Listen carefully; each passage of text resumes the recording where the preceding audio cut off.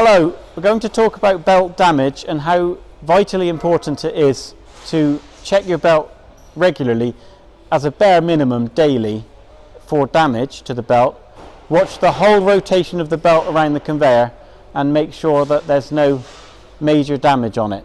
A few little pimples and things in the top cover of the belt is fine. What you're looking for are deep cuts and strips missing off the edge. That's the most common. And here we have a piece of belt where a strip has been torn off the edge of the belt. It's rough, and you can see where the real edge of the belt is and where the new edge of the belt is. The big problem with this is that material will now get down through the edge of this belt into the main conveyor frame, and it will cause more damage to the belt. So what's caused this damage is very likely something sharp, a stone or a piece of rebar that's got onto the belt or underneath it.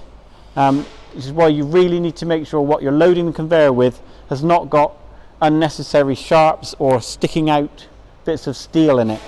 It will damage the belt. Damaged belt like this will then damage your conveyor. It will result in downtime and we'll have to change the belt.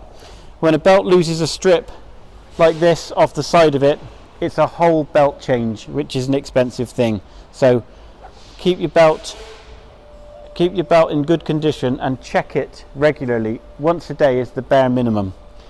Thanks very much.